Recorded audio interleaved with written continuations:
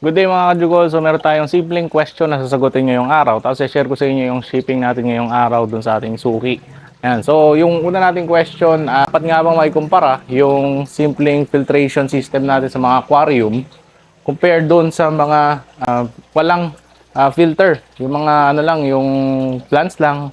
Ayan. Tapos walang plants, so kahit ano. Ayan, may mga ganun kasing umuobra na system.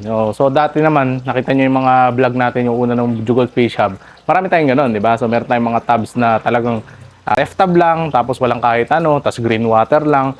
So tumatagal siya, bubuhay siya, nakapag-breed ako ng madaming isda. Tapos meron din naman akong setup na may filter. Ayan, so ito yung filtered setup natin na makikita nyo yung video niyan sa mga playlist natin. Puntahan nyo lang, i-browse nyo yung channel natin. At huwag nyo na rin kakalimutan mag-like and subscribe dito sa Jugol's Fish Hub. Kung gusto nyo yung mga nakikita nyo, yung mga natututunan kayo, mag-like and subscribe kayo. Tapos ring nyo yung notification bell para malaman nyo yung mga ano natin, masusunod nating releases.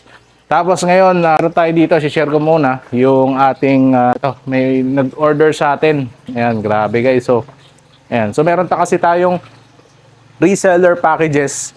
Ayan, para sa astaxanthin. Ayan, so umorder siya ng 5 grams tsaka 10 grams na set. Tapos hydroclear din na set. At tsaka hydroclear din na mas maliit na set. Tsaka isang set ng Nitriboost mga boss. So ayan package na package mga boss. And then may order din tayo sa kanya na isda. Ayan, so ito ay 5 trios ng PKBM at tsaka Trico.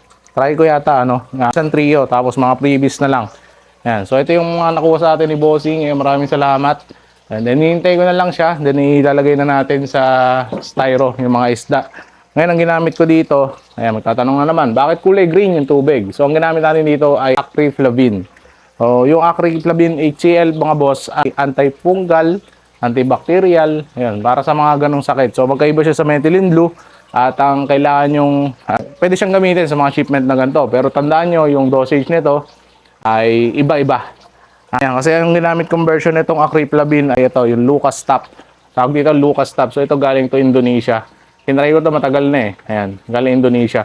May mga finrod ako isda, ito ginagamit ko. Tapos ito, kapag mga dyan lang isi-ship, Metro Manila, ginagamit natin sa mga plastic sa tubig nila for treatment ay Acriflavin. So para kung meron man akong, ayun, yung mga finrod, mga ganong bakterya, mamatay na sila sa biyahe. Para pagdating kay Bossing, okay na. Ayan, so added security din para sa mga nag-a-avail sa atin na isda.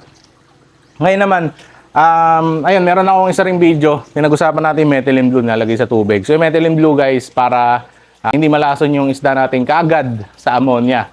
Ayun, kaya methylene blue yung ginagamit natin kapag nagpapackage tayo na isda kapag malalayo. Para in case na dumumi man yung isda sa tubig, hindi siya agad malalason, hindi kaagad mag-ammonia spike doon sa loob ng maliit na tubig. Ngayon, going back, doon tayo sa topic ng, meron kasi nag-comment doon sa isang post ko sa Facebook. Meron doon nag-comment ng bakit ko daw kailangan ng filter or bakit daw kailangan ng filter. Yung dagat nga daw, walang filter pero nabubuhay yung mga isda. So, ang take ko naman doon mga boss, dagat kasi at saka filtration or isang maliit na setup yung pinag-uusapan. So, una-una, pag-usapan natin kung bakit nga ba kailangan ng filter ng ganitong setup. Ayun. Bilang fish keepers, mga boss, ginagaya lang natin yung natural habitat ng mga isda. So, napakahirap gayahin nun. Una-una sa lahat, plastic tub. Tapos, kung ano-ano lang na media. So, ganyan lang kakonti. So, yung bacteria na tinatry natin na i-accommodate dito sa filter natin, ay sa nature, syempre, ay kumpleto. Okay, lalo na yung mga naka-mud pond. Diba? Yung mga mud pond, guys, yung mga lupa. Yung mga nakasetup na, may lupa, substrate. Talaga iba-ibang bakterya nandun. Hindi lang nitrifying bacteria o compared sa mga gantong setup sa mga sponge filter natin. Ang daming bakterya guys, madaming nangyayari doon, madaming science and kung ano-ano pang nangyayari doon. So hindi ko rin mapapaliwanag sa inyo. Okay? So kaya sila nabubuhay ng ganun. Ngayon dito sa setup natin, talagang tinatry lang natin na gayahin yung nature. Pero hindi natin magagaya yon, kaya kailangan natin ng water change, ng pag-vacuum ng mga dumi nila. Kasi hindi natin kayang gayahin yun. Ngayon, yung mud pond, isang maliit pa na example yun. Pero ang kinumpire sa akin ni Tropa dun sa, sa post na yun ay yung ocean. So bakit daw yun? Hindi naman namamatay yung mga isda kapag, or hindi naman nagka-crash yung sistema kahit walang filter. Ngayon, ang topic kasi na, na pinag-usapan doon ay bakit yung post ko kasi ay Bakit wag mo dapat pinapatay yung filter? Ayan, katulad yan. Bakit hindi ko dapat pinapatayan? Para lang magtipid ng kuryente. Yes, tama naman magtipid ng kuryente. Yes, magastos nga naman kung malalakas yung pump mo tapos marami kang pump. Pero sana hindi ka na lang nag-fish keep kung hindi mo naman pala kayang mag-invest sa kuryente. Yes, meron mga nakasurvive na system na gumagawa nito. Pero syempre, nakasurvive na din yung sistema na gumagana para sa'yo. So, maaaring dun sa mga hindi gumagana yung sistema na yun, magka-crash yung system nila every time na ginagawa na yun. Especially kung may mataas na bioload yung tank mo. Ngayon, may mga nag-comments din doon eh. So, sana daw hindi na daw sila nag-fish keeping. So, masasabi ko naman doon, kesa hindi ka nag-fish keeping, sana humanap ka ng sustainable na paraan kung paano ka mag-fish keep. Ayun, katulad ko dati, hindi naman ako gusto ko ng malaking